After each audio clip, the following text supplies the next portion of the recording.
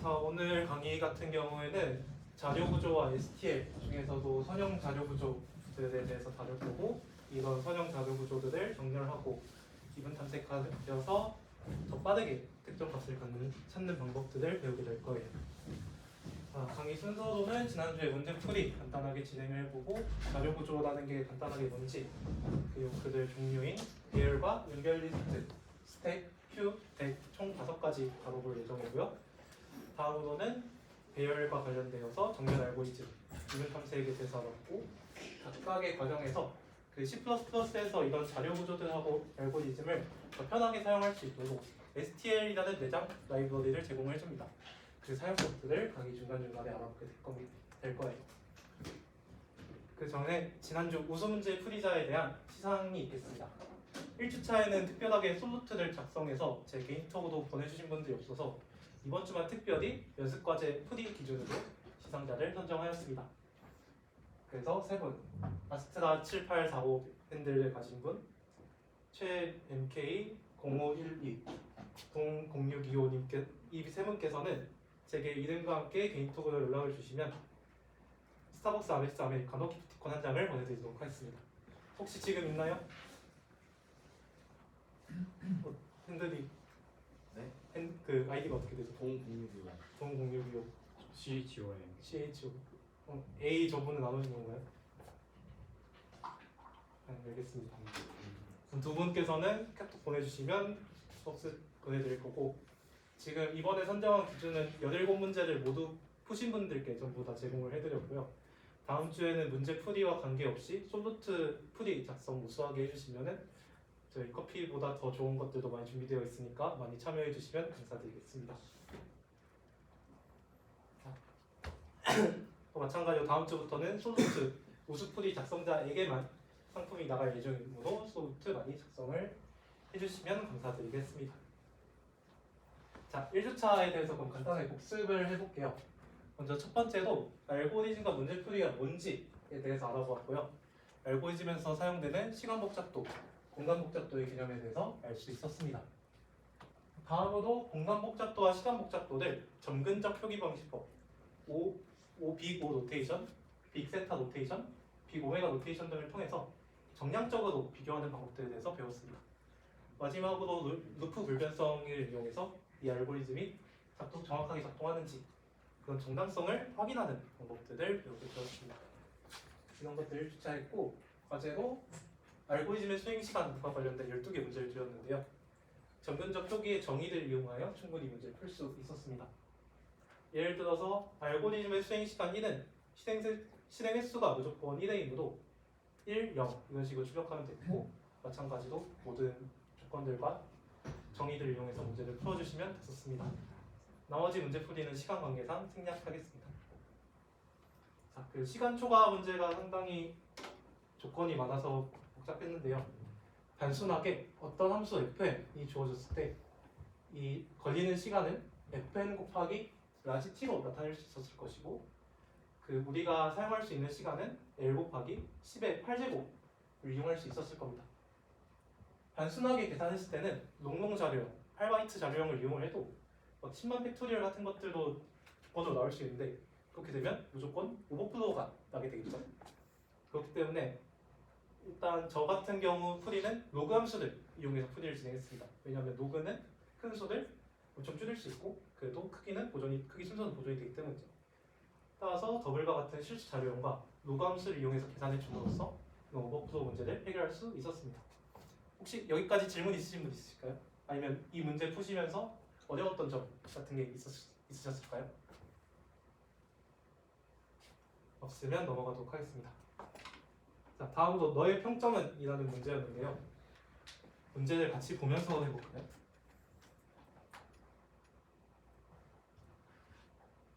너의 평점은? 이 문제 같은 경우에는 단순히 과목 이름하고 학점 그리고 평점을 입력받으면 이 둘을 곱한 값들에 대한 가중평균을 내주면 되는 문제였는데, 여기서 문제는 실수 연산이 들어가야 된다는 거겠죠. 인트형으로 작성하게 되면은 정수이기 때문에 나눗셈에서 실수 나눗셈을 처리할 수 없고, 그리고 자릿수 같은 경우에는 사실 이 문제는 스페셜 저지로 되어 있기 때문에 오차가 10에 마이너스 4승 이하면은 처리가 돼서 5자리 이상만 출력을 해주셔도 정답으로 처리가 되셨을 겁니다. 이 문제에 대해서 질문 있으신 분 있으신가요? 없으시다면 다음으로 넘어가겠습니다. 자, solved.ac 같은 경우도 너의 평점과 같이 간단한 고연 문제였는데요. 여기서 주의해야 될 점은 여기서 각각 15%를 구하는 부분이 있었는데 일반적으로 그냥 계산을 해서 실수를 인트로 변환하게 되면 소수점 첫째 자리에서 버링을 하게 돼요. 그렇기 때문에 여기서 반올림을 해야 한다는 조건이랑 위배가 되겠죠. 그래서 우리 같은 경우에는 이런 식으로 어떤 실수 잘명을 받아서 0.5를 더해서 인트로 바꾸면은 반올림을 할 수 있다는 걸 알았으니까 이 반올림 함수를 적용함으로써 더 쉽게 문제를 풀 수 있을 거예요. 이것들 포함해서 간단하게 구현해 주시면 되는 문제였습니다. 여기까지 질문 있으신 분 있으실까요? 없다면 넘어가도록 하겠습니다. 자, 마지막에서 두 번째 문제죠. 늑대와 양 문제 같은 경우에는 여기서 제일 중요한 조건이 있었는데요. 이 문제는 사실 그렇게 어려운 문제가 아니라 여기서 어려운 문제라는 거는 이 최소로 울타리를 설치해야 되는 개수를 묻는 문제가 아니라 그냥 울타리를 어떻게 설치하면 양과 늑대가 만나지 않을지만 생각을 하면 됐던 문제였죠. 그래서 이런 조건들을 생각할 수 있는데 모든 양에 대해서 빈 공간일 경우 다 울타리로 채워주기만 하면 되는 문제였습니다. 반대로 양이랑 늑대가 하나라도 인접한 게 있다면 불가능하다는 걸 출력해주면 되는 문제였습니다. 여기까지 질문 있으신 분 있으실까요? 없으시다면 넘어가도록 하겠습니다. 네, 그리고 마지막 문제 같은 경우 좀 생각할 게 많은 문제인데요. 문제 상황부터 설명을 드리자면 어떤 막대 길이가 L인 막대가 있고 각각의 개미들이 있습니다. 그리고 우리가 알고 있는 건 모든 개미는 초속 1cm로 움직이고 충돌을 하더라도 반대 방향으로 1cm로 움직이고 이 각각의 개미의 출발 방향은 모르는 상황입니다. 근데 이걸 충돌까지 고려를 해서 생각을 하게 되면은 시험 복잡도가 이중포문으로 구현해야 돼서 5n제곱이 나오게 되는데 n이 지금 매우 큰 상황이기 때문에 이걸로는 1초 안에 구현을 할 수가 없어요. 그래서 5n 로그 n이나 5n으로 구현해야 되는데 우리는 어떤 한 수학적 성질을 이용해서 5n으로 구현을 할 수 있어요. 어떤 개미의 충돌을 한번 봅시다. 이렇게 충돌을 하면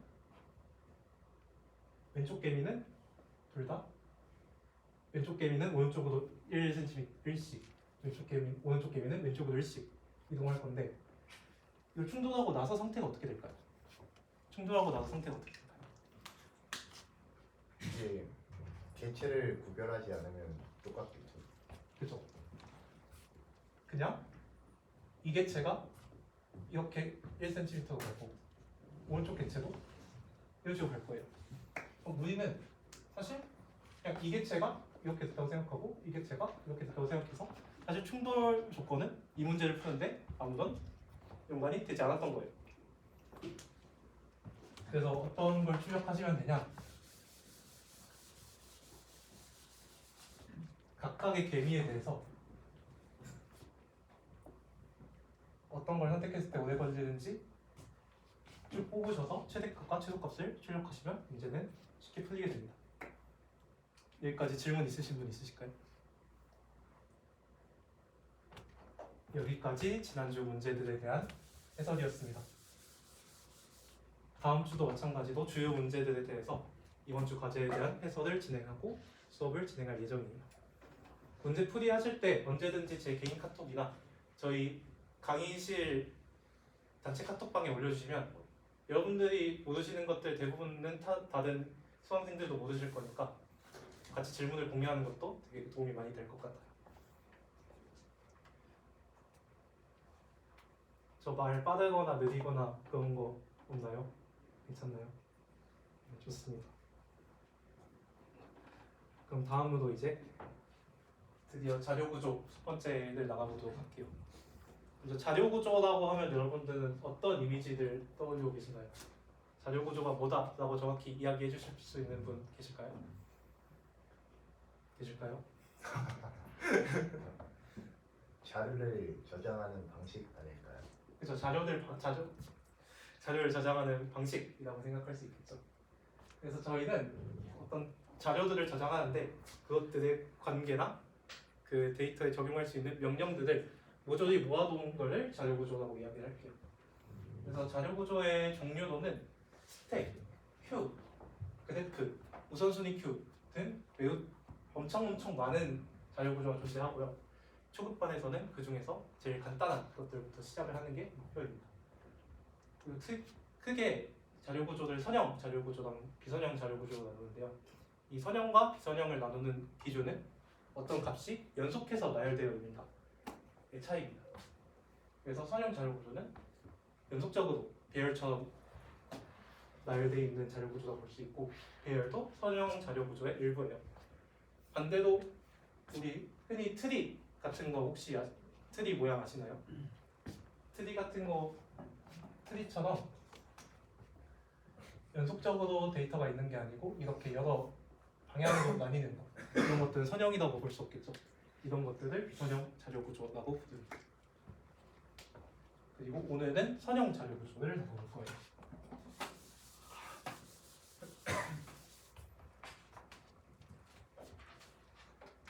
그럼 먼저 배열과 연결 리스트에 대한 이야기를 해보도록 하겠습니다.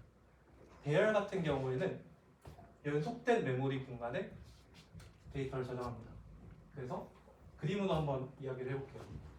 어떤 메모리 공간이 이렇게 있다고 생각을 해봅시다.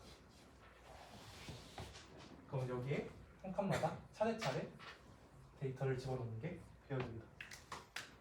그래서 예를 들어 우리는 4, 2, 3, 9, 16 이런 것들을 집어넣을 수 있을 거예요. 그래서 우리는 쉽게 어떤 이 배열을 A라고 했을 때 인덱스를 통해서 바로 자료에 접근할 수 있어요. 왜냐하면 우리는 이 자료 C 언어를 기준으로 생각해 봤을 때 이 배열의 주소나 주소에서 두 칸 더하면 이 값이 나온다는 걸 우리는 알고 있습니다. 근데 문제가 있어요. 일단 배열은 메모리를 할당하고 나면은 크기를 변경하기 상대적으로 어렵습니다. 링크드 리스트에 비해서. 그리고 어떤 값을 삽입하거나 삭제하기 굉장히 어려워요. 예를 들어서 이렇게 데이터가 n개 있다고 생각을 해볼게요. 근데 우리가 이 3번하고 9번 사이에 7을 넣는다고 생각을 해보겠습니다. 그럼 우리는 이 배열에서 어떻게 7을 넣을 수 있을까요? 어떻게 7을 넣을 수 있을까요? 하나하나 밀어야죠. 그래서 하나하나 밀어야죠. 그러면 이 미는데 시간 복잡도는 이거 한 칸 한 칸 각각 옮기는데 5L만큼의 시간이 들고 이게 n개 있으니까 5n의 시간이 소요가 될 거예요. 이는 상당히 비효율적입니다. 마찬가지로 삭제 현상도 얘를 땡겨와야 되기 때문에 비효율적이에요.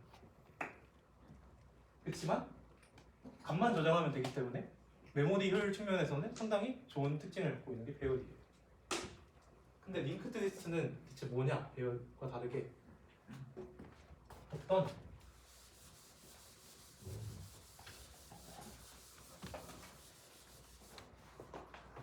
데이터를 갖고 있는 각각의 노드들이 존재합니다. 이 각각을 노드라고 하고 이 노드 안에는 데이터의 값과 다음 노드의 주소를 알려주는 포인터가 저장이 됩니다. 그럼 여기서부터 아까랑 다르게 두 개를 저장하게 되는 거고 그래서 이게 이렇게 연결되고 그리고 마지막에 끝으로 연결되는 게 링크드 리스트의 구조입니다. 여기까지 질문 있으신 분 혹시 있으실까요? 질문 있으신 분? 그럼 얘의 문제는 뭘까요? 얘는 예를 들어서 j 번째 원소를 찾기 위해서 어느 정도의 연산이 필요할까요? 죄송합니다. j 번째 노드를 찾기 위해서 얼마만큼의 연산이 필요할까요? 얼마만큼의 연산이 필요할까요? 5n 정도 필요하지 않을까요? 그죠? 임의의 노드에 대해서 우리가 알고 있는 거는 이 시작 위치고 이 각 포인터를 거쳐가는 과정이 필요하기 때문에 배열과 다르게 5n의 시간 복잡도가 필요합니다. 반대로 여기에 값을 우리가 삽입하고 싶어요. 그럼 어느 정도의 시간 복잡도가 필요할까요? 어느 정도가 필요할까요? 뭘 조금 네. 5일 왜 5일밖에 필요가 없을까요? 새로운 노드를 추가하기 그렇죠. 새로운 노드를 만들고 이 다음 포인터 이 값을 여기로 옮겨주고 이 값을 여기로 옮겨주기만 하면 되니까 5일밖에 소요가 되지 않습니다. 이런 두 가지 특징을 갖고 있는 것이 배열과 링크드 리스트의 차이라고 보시면 되겠습니다. 이런 특징들을 이용해서 앞서 뒤에서 살펴볼 자료 구조들을 어떻게 연산을 효율적으로 할 수 있을지에 대해서 고민하면 되는 게 이번 시간의 목표입니다.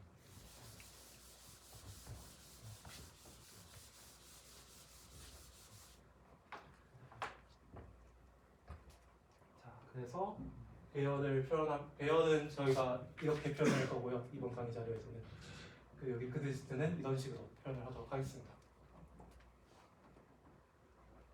이거 같은 경우는 제가 칠판으로 설명해드린 내용들입니다. 차례대로 읽어보시면 되겠습니다.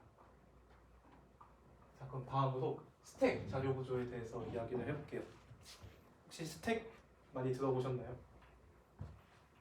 스택은 어떻게 생각하면 되냐면 어떤 통이 있습니다. 그리고 우리가 계속해서 데이터를 넣을 거예요. 그럼 우리는 자연스럽게 가장 바깥쪽에 데이터만 꺼낼 수 있게 되겠죠. 이것을 우리는 스택 자료 구조라고 합니다. 그래서 스택 자료 구조는 푸시나 팝이라는 연산을 가지게 되고, 푸시 같은 경우 이 값의 모임에 새로운 값을 삽입하는 것, 그리고 팝의 경우 이 값을 없애는 것이라고 볼 수 있겠죠. 그래서 이를 그림으로 표현하면 다음과 같이 나타낼 수 있습니다.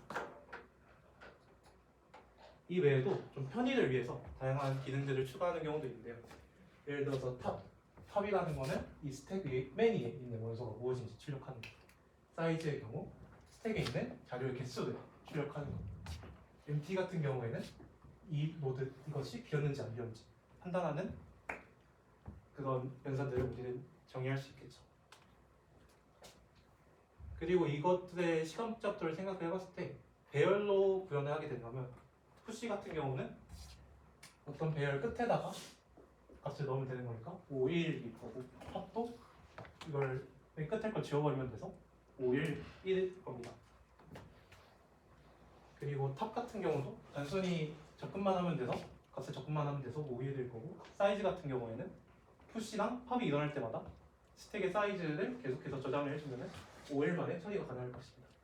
MT도 마찬가지 원리로 5일 만에 처리가 가능할 것입니다. 자, 그러면은 이제부터 문제를 같이 풀어볼 텐데요. 백준 1828번에 들어가 주세요.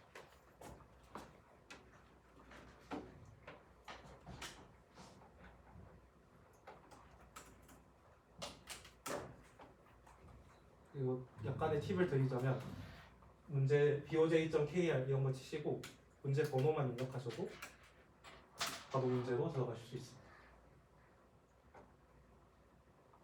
그래서 지금 여러분들이 사용하실 수 있는 언어로 지금 이 기능들을 만들어보는 시간을 10분 정도 갖도록 하겠습니다.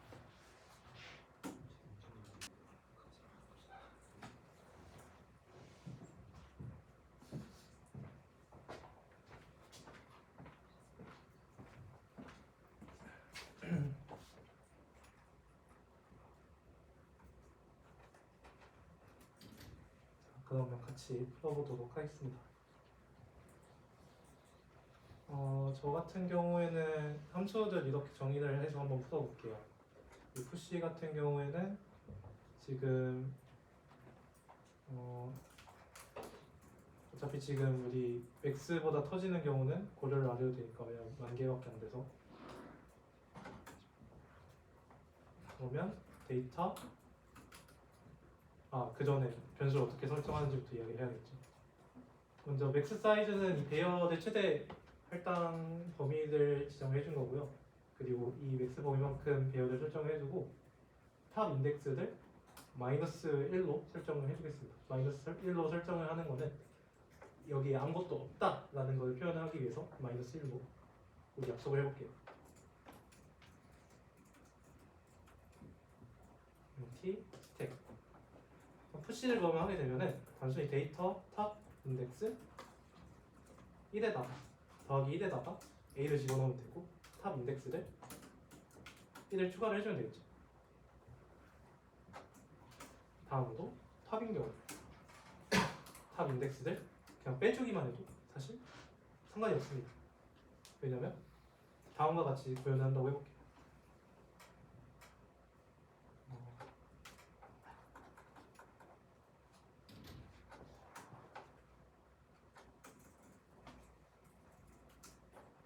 구현하고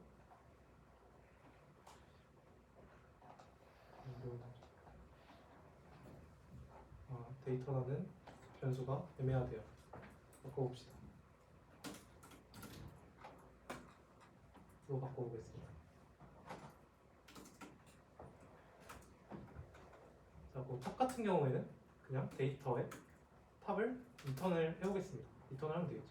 그러면 리턴을 인트로 적어주고 리턴 텍 데이터의 탑 인덱스를 출력을 하면 될 거예요. MT 같은 경우에는 만약에 탑 인덱스가 -1이면 비어있다는 소리라고 했으니까 우리는 문제 조건에 따라서 1을 출력을 하도록 1을 반환을 하도록 하겠습니다. 그리고 얘도 반환형이 있으니까 인트로 바꿔줄게요.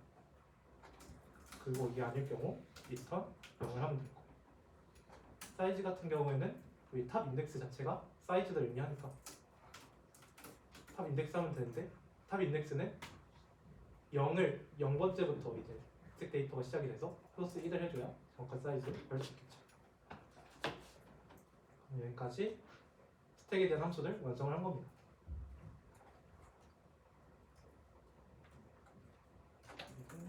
마찬가지로 인트도 반환형을 바꿔주고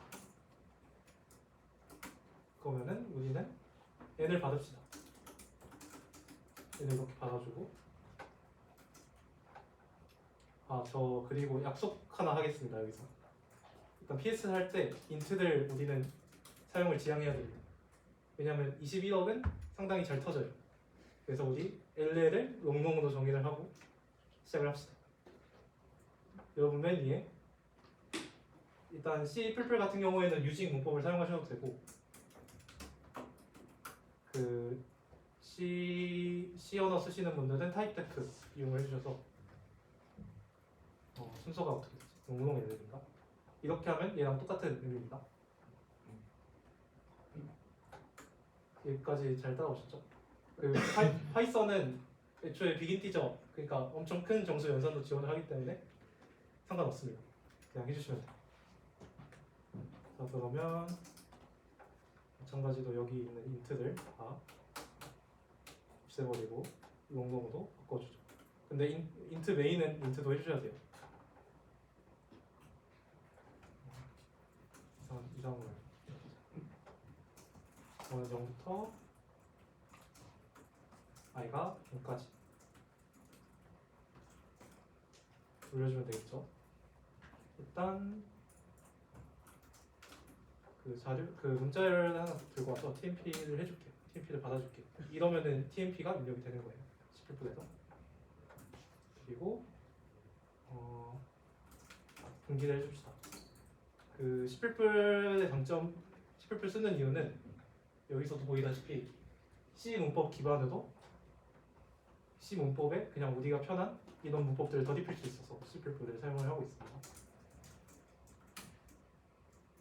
그럼 푸시를 하면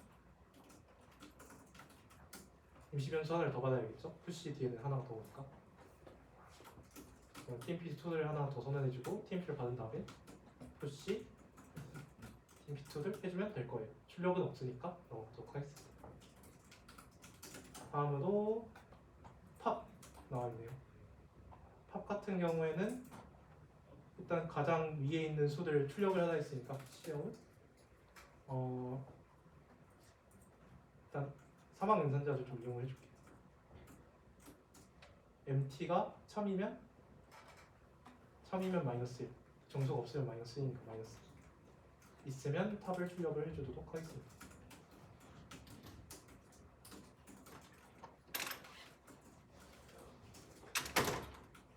마찬가지로 다음은 사이즈 같은 경우에는 단순히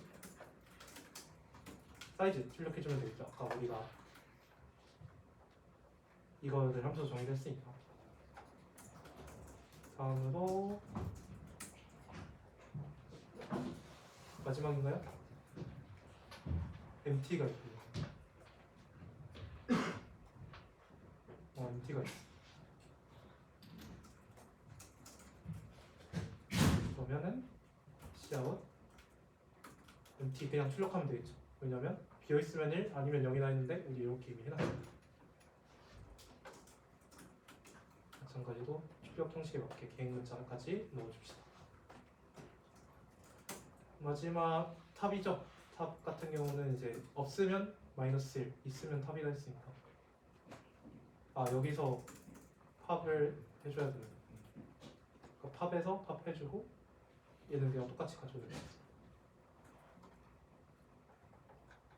그러면 진행을 해볼까요? 그러면 똑같이 나오는 게 똑같이 안 나오네요. 잠시만요.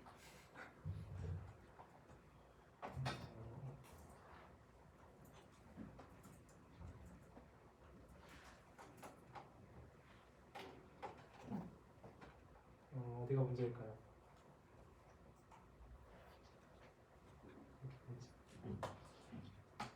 이렇게 1 y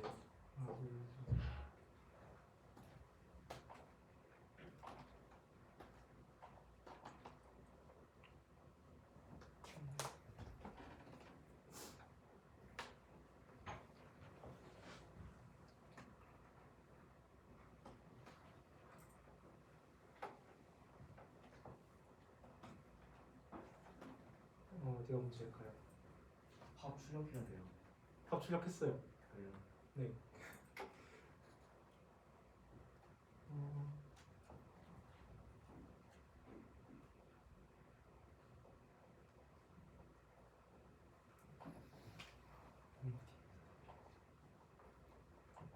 출력한다는 게 팝 함수 만들 때 뺀 수를 출력하면 그걸 안 넣었다는 거니까. 그래서 함수는 여기 있고 출력은 여기 있어요. 지금 뭐가 잘못된 거죠?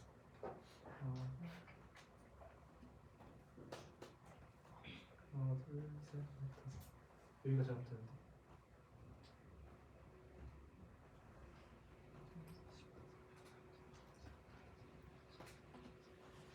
사이즈가 왜 마이너스 1이 나오죠?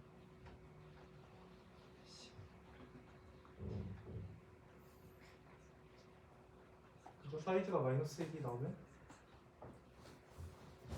안 되죠.